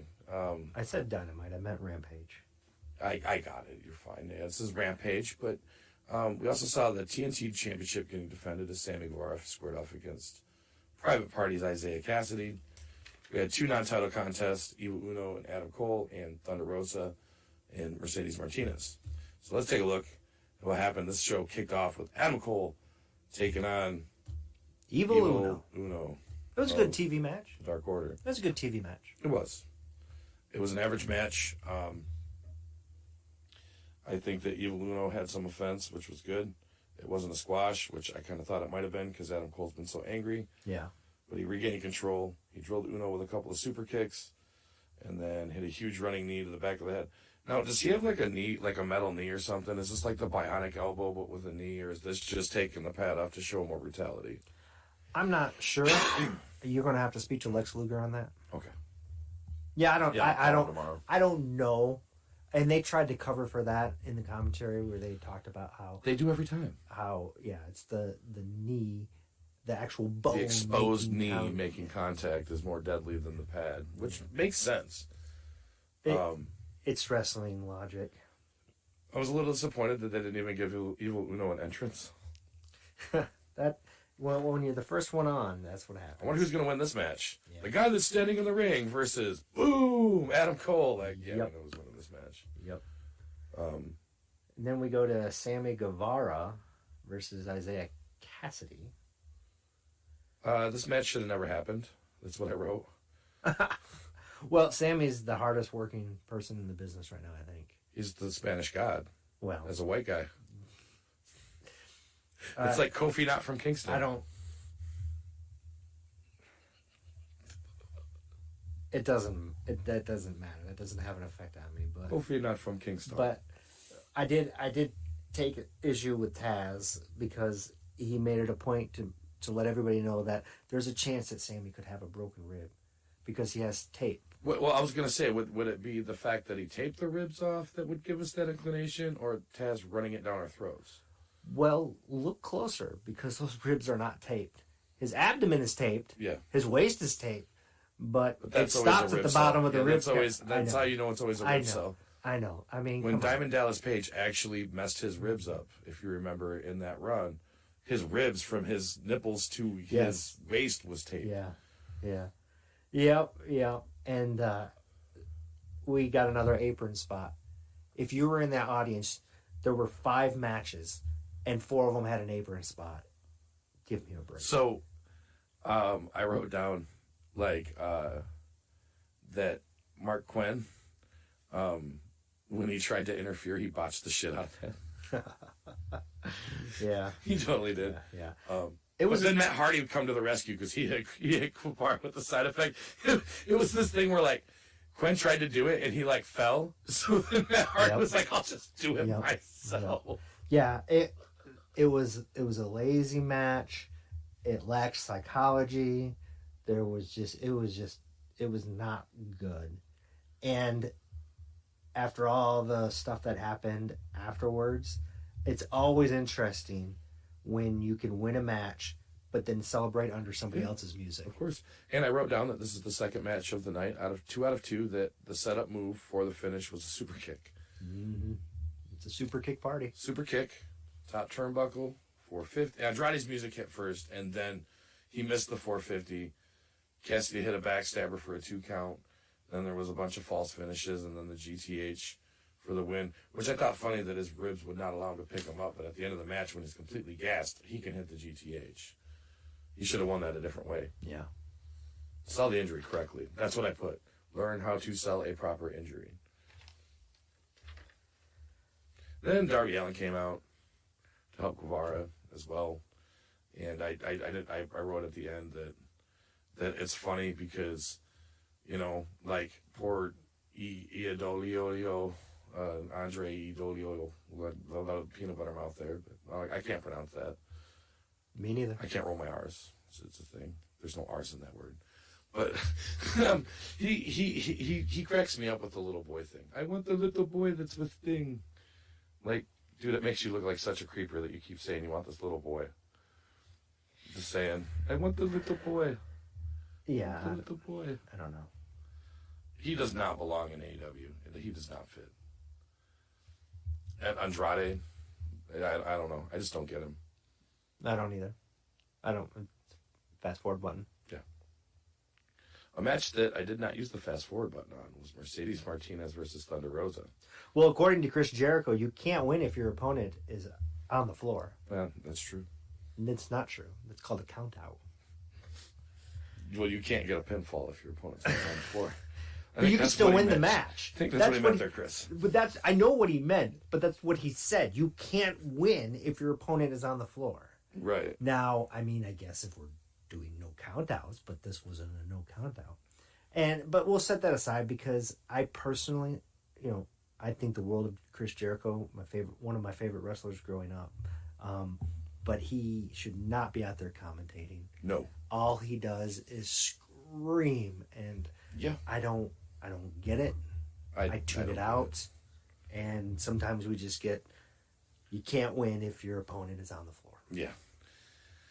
So the next match was Rosa and Martinez. This was a good match. The crowd was definitely behind Thunder Rosa in this match. Yeah. I like Thunder Rosa. I think her wrestling looks solid. I think that she takes a lot of beating sometimes, but I think that she sells it well and she can put over somebody like Martinez. Yeah, it was good. It was good. And Thunder Rosa always does well. Now AEW, as typical, lets the babyface get their offense in, and then as soon as the heel takes over, we're going to a commercial break. Yep. And during the commercial break, I wrote, why would you not air this? As soon as they went to a commercial break, Mercedes Martinez hit one nasty-looking hanging neck breaker. Yeah. And I was like, what? Like, that was amazing. Why was that not on TV? That's a spot you want on TV. I don't know. Maybe that's just the way the timing worked. Came back after break, and then Rosa managed to regain control as soon as the break came back, as always. You know what's going to happen. Nice. I wrote down beautiful Northern Light suplex. There's a spot where she scored a near fall in the match with the Northern Light suplex that was done perfectly. Like, the impact was flat. It was just a great spot. Yeah, it was sharp, especially that late into the match. It was good. Very good. I think that Martinez winning by disqualification sets up for a future match, which I'd like to see these girls get back in the ring again. I gave this match overall a B, and look forward to seeing the next time that they fight. I just hope that it's like a street fight. I think that they need to settle the score in more than just a singles match this time, though. Yeah, it was the match of the night. It was. They were setting up for for a no DQ match, probably like a street fight or something. Yep. Pay-per-view. Probably.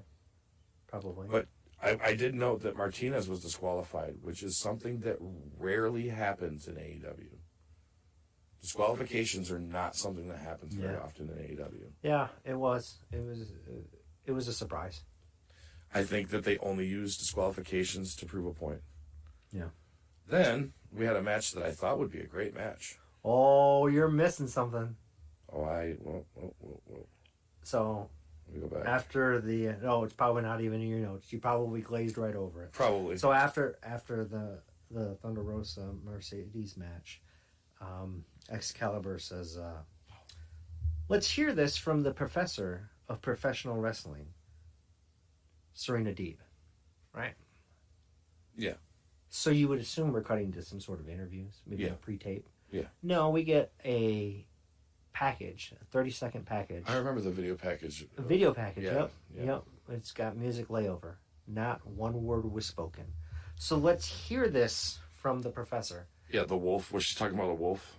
Oh, no. Nobody was talking now. We didn't hear anything but music. Oh, yeah. It was a layover. All it was, and I'm like... It was a montage.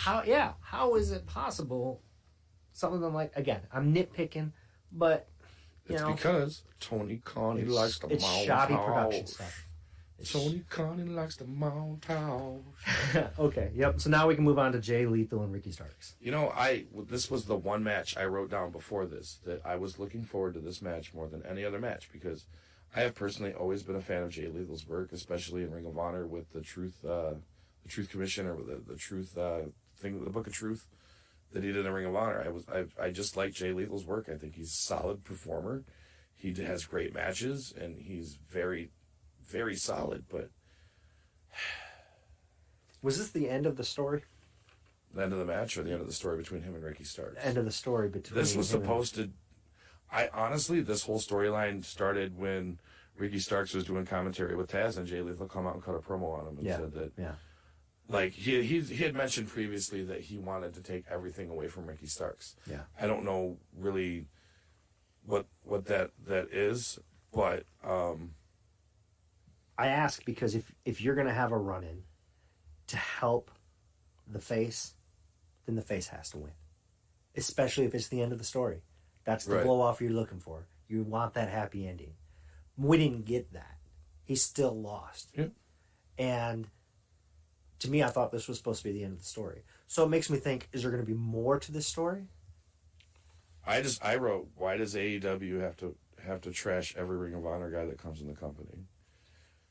Jay Lethal, to be 100% honest with you, is an amazing wrestler. He has great matches, and he can carry anybody. He can have a good match with anybody that I've ever seen him really wrestle. So, with that being said, for him to have a match with Ricky Starks, and it was a great match. I don't know what you thought. I thought this match was amazing. I thought they both had great spots. There was a spot where Lethal ducked the crossbody and sent Starks out. He followed up with a pair of suicide dives, and then Hobbs got in his face. The whole reaction by Jay Lethal, like, whoa, big guy. He does such a great job of facial expressions and emotions and things like that. Like, it was a great match, but I 100% agree with you that if you're going to book Jay Lethal in a big match like this, I understand eventually the whole point is to put Starks over. But why not give Jay Lethal the FTW title and then have him drop it at the pay-per-view? I mean, it's not even a recognized title, so it's just like... It doesn't matter. But you should have at least gave Jay Lethal the point to push that storyline a little further. Yeah, no, I agree. And the match was very good, but it was entertaining, that's for sure. That's the question. Is this a setup for the next part of this feud, or is that the end? Is it just over now? I don't know. I thought it was supposed to be over, but now I'm second guessing. I really wonder. I don't know. I guess if I had to guess, I'd say they'll probably have a match with Hobbs, and then he'll end up getting another match with Ricky Starks, where he'll probably eventually win the FTW title, or Taz will screw him out of it, or who knows. But if that's the end of that, this is the problem I have with AEW. Yeah. Yep. They can tell a perfect story until the ending. Yep. I agree. So overall, Rampage got another average grade for me. They with the main event match, it brought them up a little bit, because I gave the main event match an A-. The ending dropped it from being an A+ in my opinion, So AEW actually probably Rampage was in the higher rankings. I gave it a B, just a solid B. Yeah, I didn't like it as much as I liked Rampage. So yeah, Dynamite was definitely a good show. Had a good man. I like Dynamite better, but yeah, no, I think AEW did better than WWE this week. Oh, of course, they usually do though. WWE hasn't been able to tell a good story in a long time. So that is our review segment, guys. I would say let's get into the few stories we got, and we'll wrap this Dog and Pony show up here.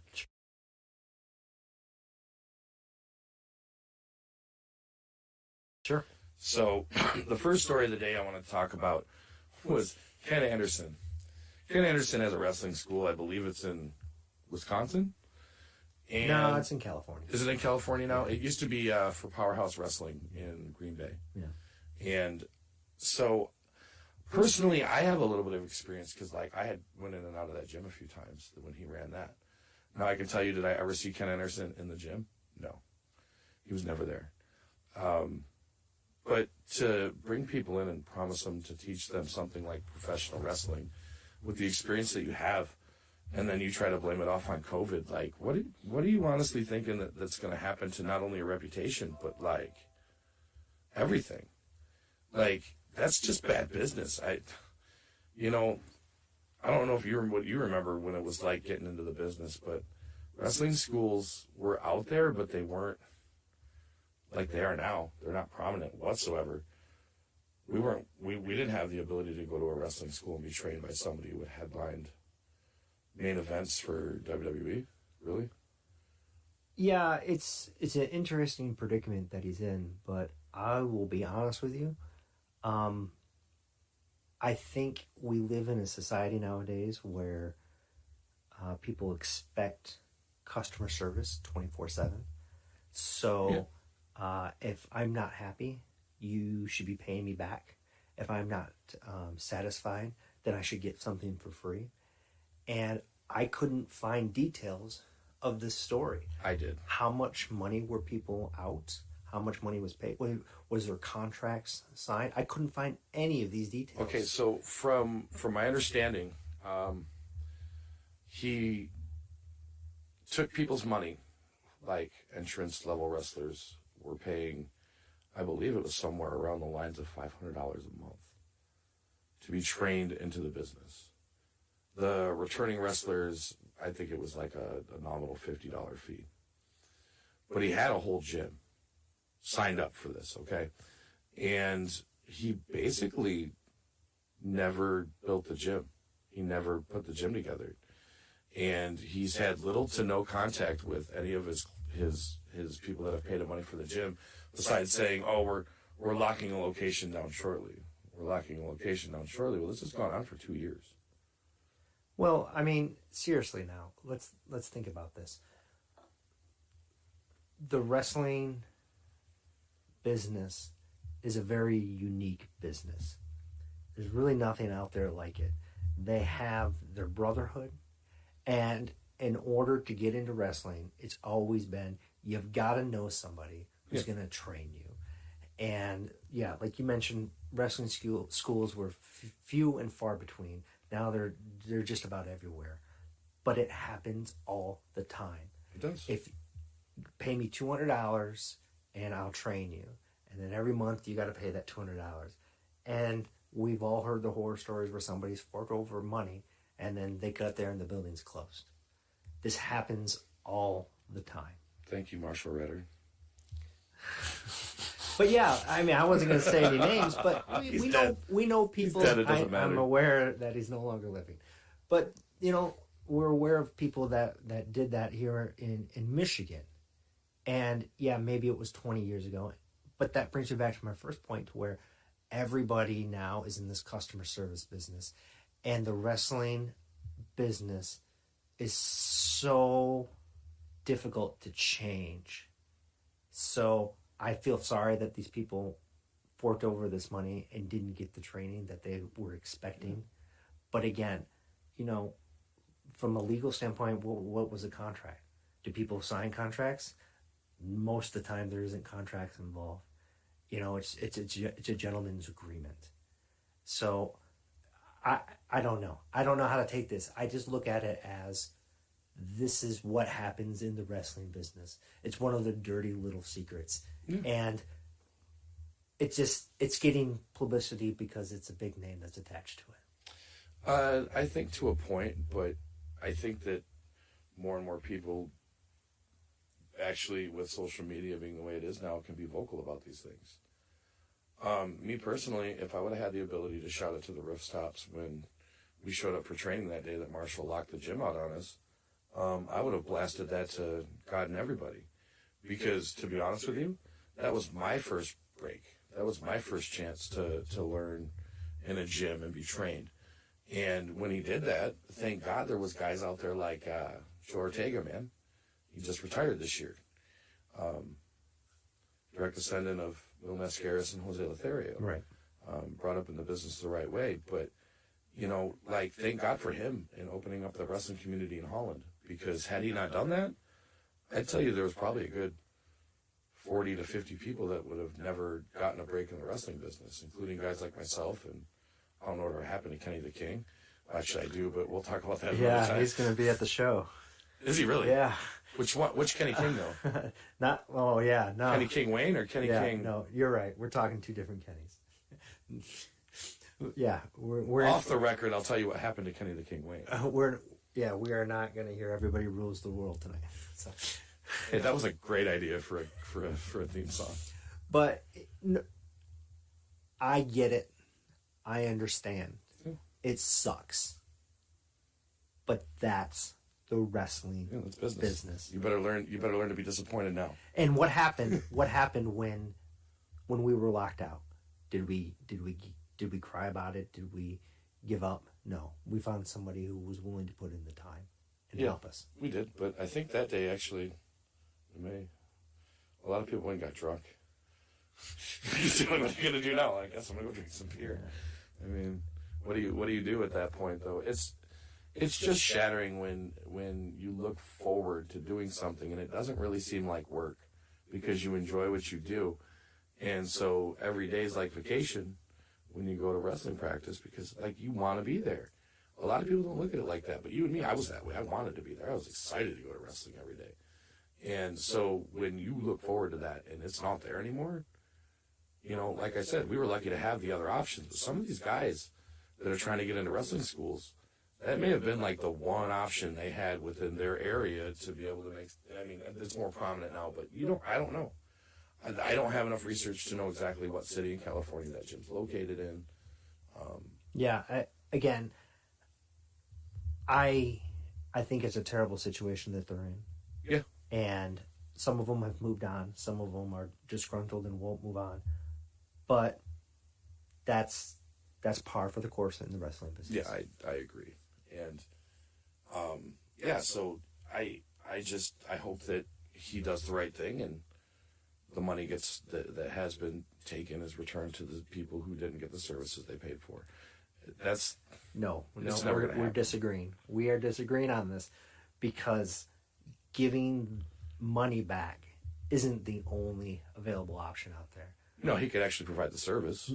He could arrange for somebody to provide the service. Yeah. There's plenty of other options out there, but it's a bad predicament to be in for everybody. Yeah, it really is, and I feel bad for everybody on every side of it. And if he doesn't do anything, if Ken Anderson doesn't do anything, then there's nothing to talk about because that's the situation, and people just have to accept it. As I wrote down, if he does nothing, he kind of looks like a heel, and he can use that to his advantage.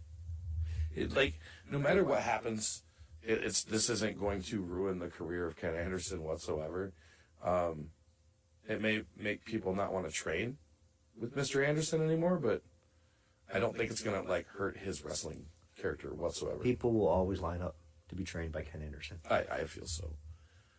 We covered the next topic pretty much tonight in our reviews, talking about the problems with current wrestling, because we talked about the problems with each one of the shows that we watched. So I really don't feel like we have to hit that topic very much unless there's anything you want to add on the problems of current wrestling. Not really. It does seem like if somebody could just format a show. Yeah, I agree. Formatting is definitely a problem. And then my final one of my end topics of this night is my other problem with current wrestling. We've already talked about pros and cons of the current product, which was something I wanted to make sure that we hit tonight. And he just did that again. Formatting is a problem.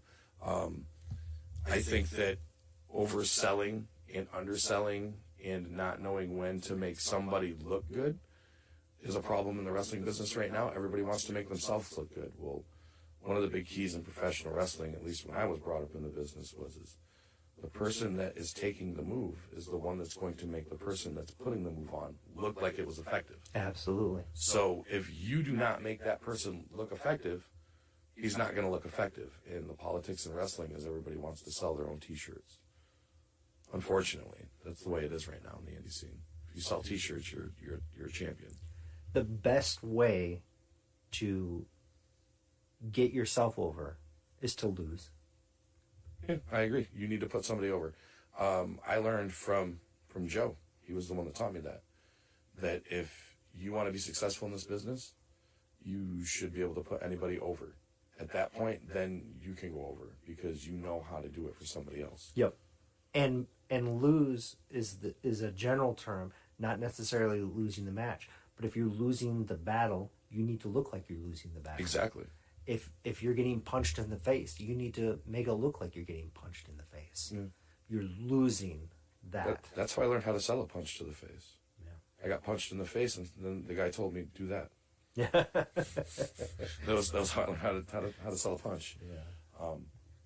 Yeah. Next question is, where's Developmental? Short of OVW coming back, where's Developmental?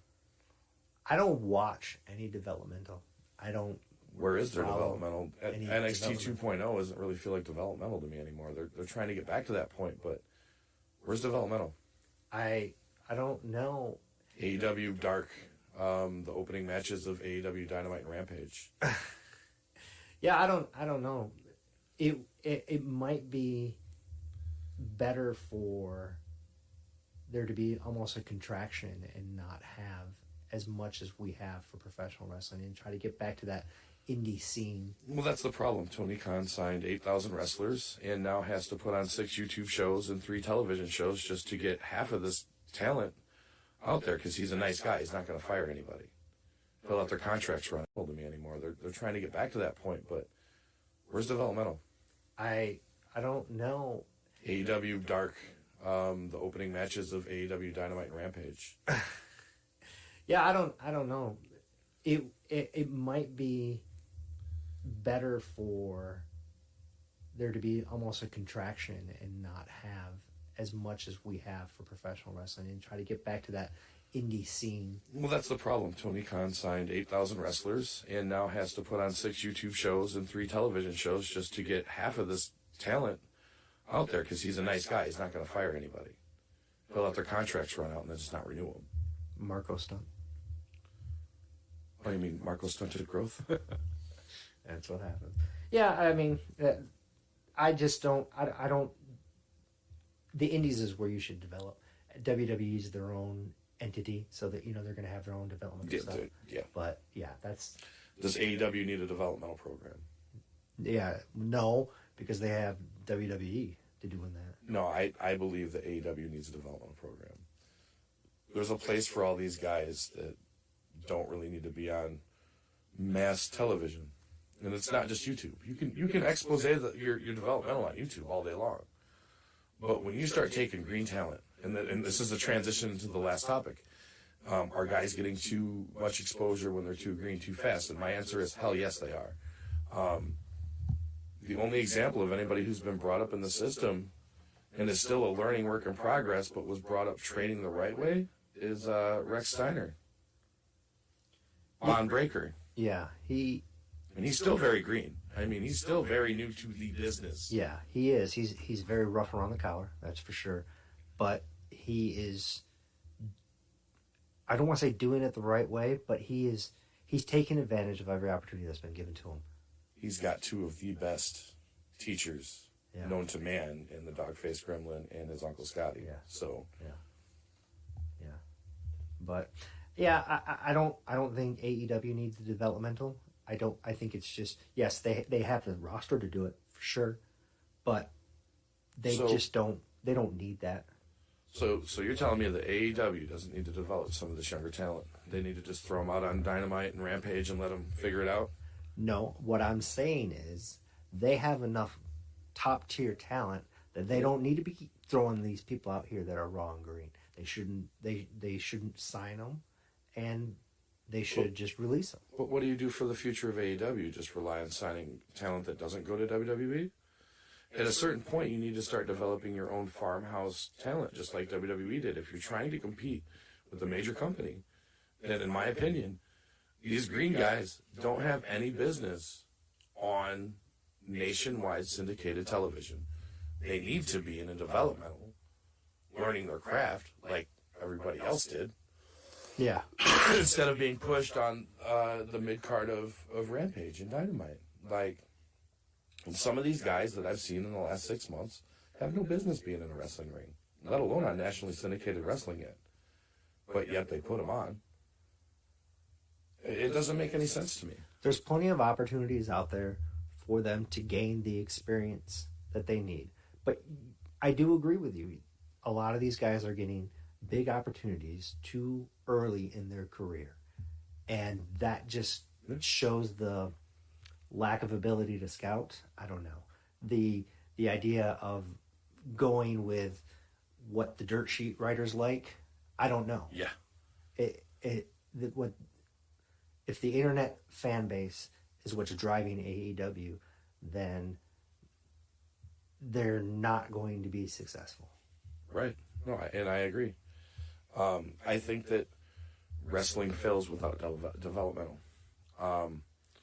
That's like just shoving guys out without just taking them to basic wrestling school and being like, "Coach, you're out on your own. You're either going to make it or you're not." I think that everybody needs the ability to learn how to step that platform up, and without a developmental, your company, like, obviously indie companies don't need developmental companies, but a company like AEW, if they want to prosper in the next 10 to 15 years and want to keep that company going, they're going to have to learn how to recruit farm-based talent. Well, they're also John Cena's and Roman Reigns's. They're also not.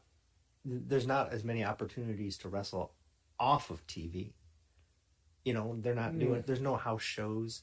They're not touring. They're not doing 5 gigs a week. No, that's what the indies are for right now. And that's how they used to do development. Yeah. They'd bring somebody in and they'd wrestle off TV for 6 months, or do a worldwide taping when it was WCW. Yeah, or Shotgun Saturday Night. Saturday Night Main Event. Yeah, but those opportunities aren't there. That's where the development would go. Yeah, they would be on TV. They would be on non-televised house shows and things like that. So, I just think that the companies need to kind of make sure that these guys are more developed. I think that it's bad for business to just throw these guys out there, but that's just the way the business is. You're either going to learn, you're gonna hit that curveball, or you're gonna strike out, and it's that simple.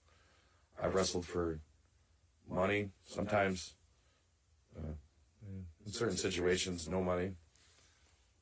Yeah, and those are not fun situations. Yes, and the last topic of the night, thank you for reminding me of that, by the way. I want to get into a little bit of the Shane McMahon thing. Shane McMahon, from my understanding, pushed himself into the Royal Rumble to the point where he was trying to book himself as a co-main event of WrestleMania, actually, with what it was configured to be. News hit this week that Shane McMahon was let go from the WWE. Now, what have you heard about this, Chris?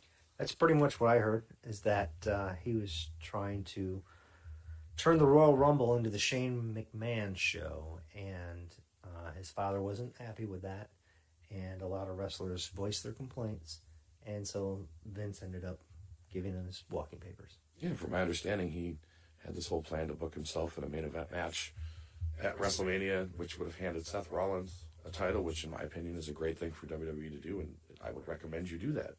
Hand that title to Seth Rollins and let him run with it again. It's probably your best long-term booking thing you can do with all the part-time wrestlers who are carrying titles right now. You at least have to have one mainstay running with a belt that's constantly on television. I would do that. Like, Bobby Lashley acts like he's a mainstay on television, but is he there every week? I don't think he's there every week. I mean, if he is, it's not memorable. Lesnar's not there every week. The only guy that's there every week is Roman Reigns and Seth Rollins. So it makes sense to have those guys carry these belts. I have a couple of issues with this story. And first off, let's just take it at face value and assume everything is true. Do you think this incident of him trying to be the Shane O'Mac show at the Royal Rumble, do you think that is really enough to get him fired from the company? I think it stretched further than that. I think what had happened, at least, and this is just my speculation, I don't have any proof to back this up. But what I think happened was this. I think that from reading all of the dirt sheets, they rewrote the Men's Royal Rumble about 20 times in 2 days. They had a different ending several times. They had different ways they wanted this Royal Rumble to go.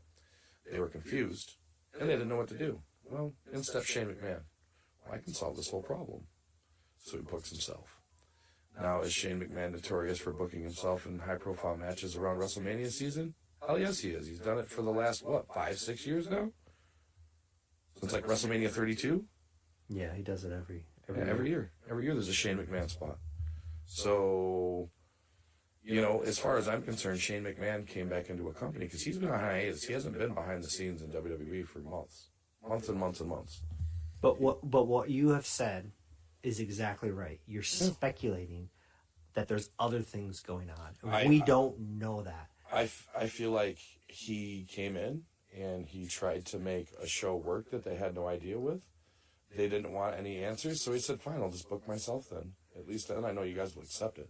I don't think what's being reported is enough to get somebody axed from the company, let alone the son of Vince McMahon, the owner.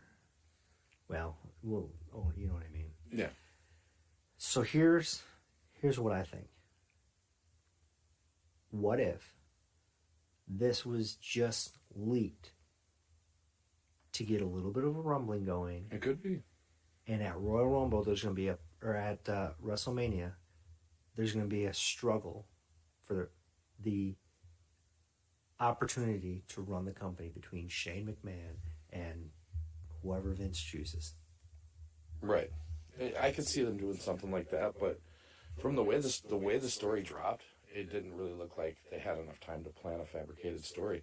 This literally looked like, because when it broke quick, and like, here's the thing, like, WWE, they're generally well known. If they're going to push a story angle like that, that shit would have been all over WWE.com. Has anybody commented about his release from WWE? From WWE, I don't know. Did WWE.com put out a, future endeavors story? I don't think so. And that's why I'm sitting here going, it's not adding up in my head. I don't think what's being reported is enough to get somebody dismissed from the company.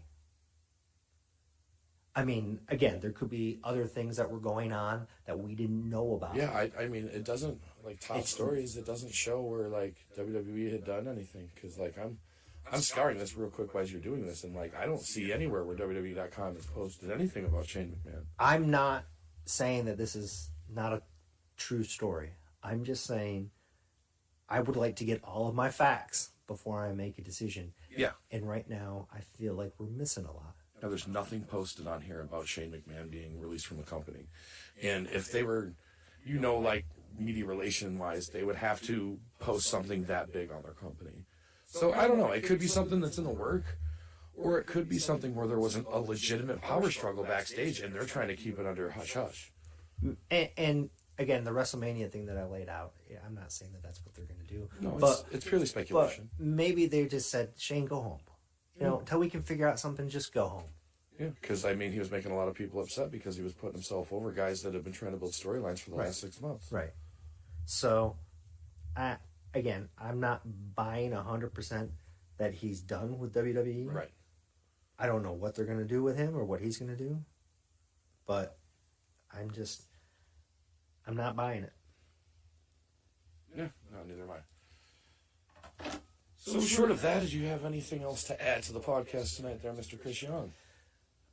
No, I do appreciate the opportunity. I'm glad everybody's tuning into this first episode. Be sure to find us on TikTok at Wrestling Bytes. We're also on YouTube and Facebook, Wrestling Bytes. Everything's at Wrestling Bytes. And hopefully soon we'll have a website up. Yeah. Until the website's up, I guess if you go to the old Pun the Psych page like you do for the Reality Bites, you can probably get links from there as soon as that's up as well. So I can update that accordingly. I enjoyed it. I think that things will go better. I mean, this one got drug out a little bit. It's the first podcast. There's going to be some problems and some ups and downs. But I think overall, I think it went pretty well. I do too. And you guys let us know what you think. We would love for you to email us or get in contact with us any way that we just mentioned. And we'd love to read what you think, what we should do, not do, because we want to tailor this to what you guys think as well. And questions, comments, concerns can be directed towards the Facebook page, any of the social medias. If you just throw comments in, we'll do our best to kind of filter those out and see if there's any questions over the week. And we'll answer the mailbag as they come in. If you guys want to be mutes and they ain't got nothing to say, well, then we've got enough opinions for the rest of the world anyways. So and we've got a lot of boring stories of Michigan indie wrestling. Oh, yeah, we'll get into some of those as well, I'm sure. Oh, and I guess we kind of, I'm saying us and our history, we can stretch off into Indiana, too. Yeah. South Bend. Except the Moises incident, I'd rather not relive. Oh, that's a good story. That's Back a good story. to it. If you want to get in contact us, you can email us, wrestlingbytes@gmail.com. Yeah, you can send me your questions there. Just in the subject, just put questions and comments. Again, thank you for the opportunity to be here. This is going to be fun. I appreciate everything. And as I always say, let's keep it between the ropes until the next time. All right. Thank you so much, Chris Young, and on the psych. Signing off tonight, ladies and gentlemen, as always on anything that I do, I thank you all from the bottom of my heart for taking the time to come listen to what we have to say. And it's at that point in time, ladies and gentlemen, where you don't got to go home, but you can't stay here. Wrestling Bytes signing off, saying good night, so long, and salutations to all of our friends. Until next time.